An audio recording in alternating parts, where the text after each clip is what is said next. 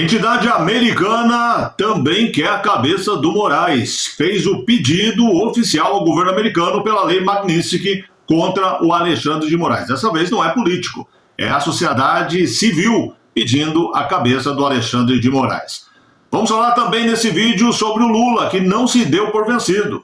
A presidente do México não quis ir à reunião que ele fez de esquerda lá no Chile. Ele ligou para ela para tentar convencê-la a entrar na luta com ele contra o Donald Trump.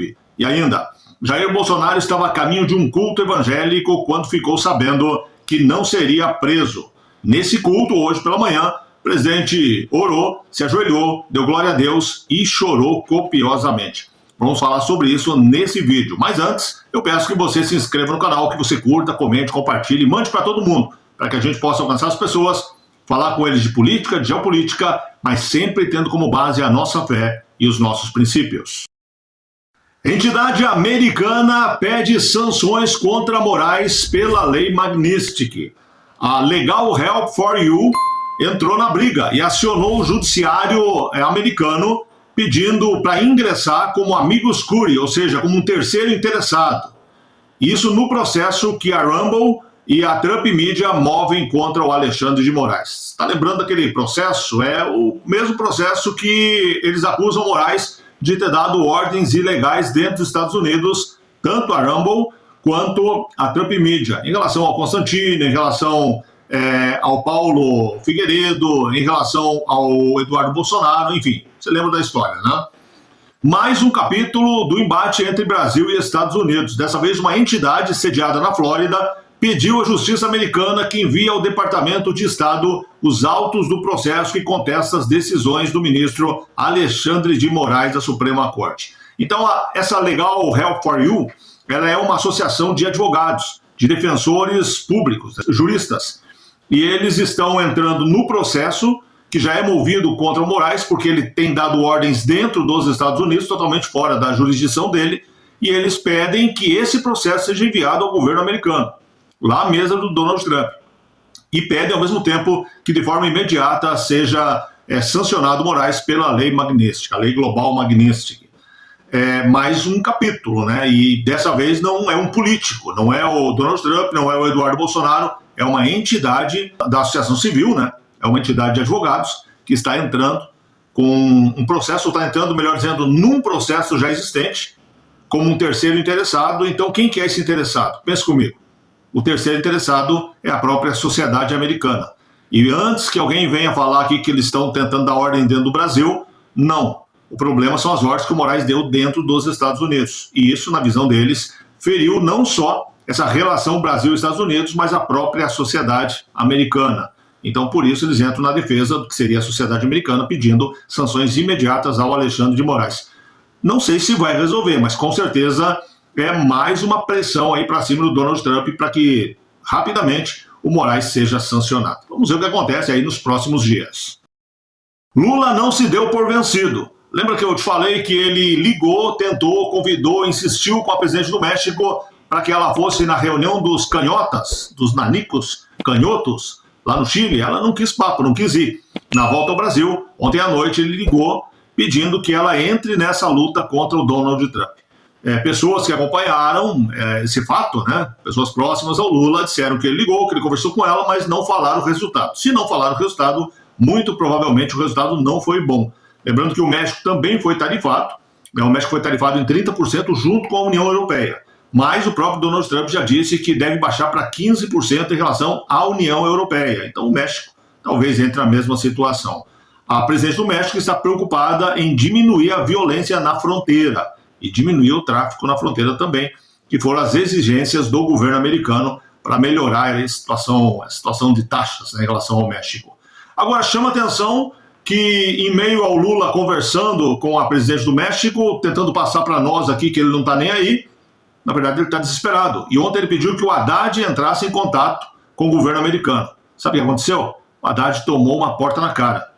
Simplesmente as pessoas lá do governo americano, com quem o Haddad falou, disseram para ele que não tem papo, que a taxa do Brasil, em específico, está nas mãos do Donald Trump e é só lá que vai se resolver.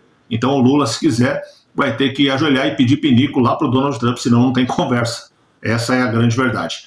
Por sinal, ontem, num discurso público, o Donald Trump fez uma declaração indireta, mas é a indireta mais direta que eu já ouvi na vida. Olha só, em discurso, na terça-feira, dia 23, o presidente dos Estados Unidos, o Donald Trump, indiretamente mencionou o Brasil. Frase dele: alguns países com quem não estamos nos dando bem pagarão 50%.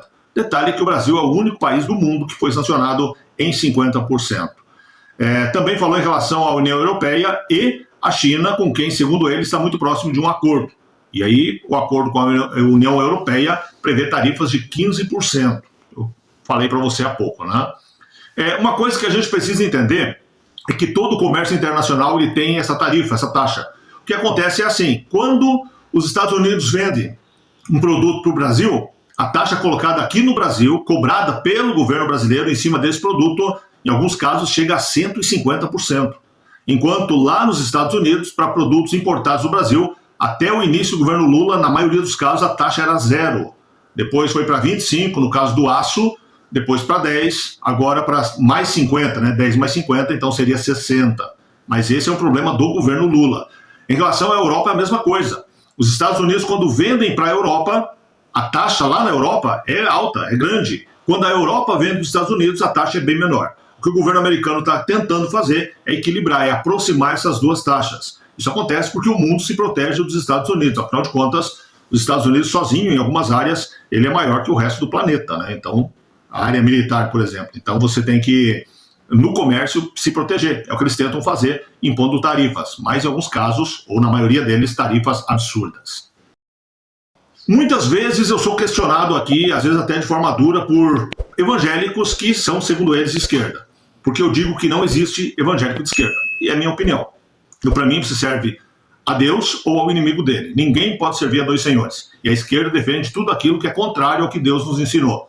Todas as pautas de esquerda, elas estão muito mais próximas do inimigo de Deus que do próprio Deus. Então eu não vejo como alguém pode ser evangélico e ser de esquerda. Mas eu vou trazer esse vídeo para você. Acompanhe comigo aqui o que o representante da esquerda pensa da religião. Portanto, pensa da tua adoração ao teu Deus. Acompanhe comigo aqui. Então qual é o discurso da direita no mundo inteiro? Pátria amada, costumes e religião. Então o que é que nós temos que construir? Isso eu tenho inclusive feito proposta, falei com o chanceler Olaf Scholz, falei com Macron e vou falar com todos os líderes. Os setores progressistas e democratas da sociedade precisam se preparar para construir uma narrativa para desmontar esse discurso atrasado, xenófobo, um discurso que não leva a nada. E essa pauta da família, a pauta dos valores, é uma coisa muito atrasada. Esse é um vídeo que não pode morrer nunca, porque nele a gente vê o que realmente o Lula pensa em relação à família, que é a base do cristianismo, e o que o Lula pensa em relação ao que ele chama de religião, que é o nosso contato com o nosso Deus. Então o Lula ele acha que é uma coisa ultrapassada. Então a tua fé, a tua religião, na visão dele é algo ultrapassado, é algo atrasado. Ele discorda. Por outro lado, Jair Bolsonaro, quando foi informado que não seria preso, estava a caminho de um culto evangélico.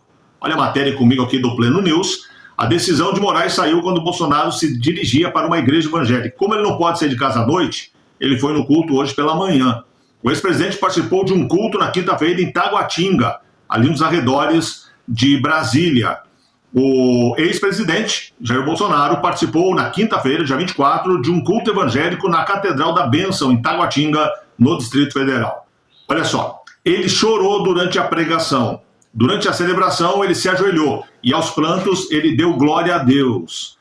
A visita do ex-presidente à igreja, liderada pelo pastor Jair de Oliveira, ocorreu num contexto de restrição à sua liberdade, por meio de medidas cautelares impostas por Alexandre de Moraes.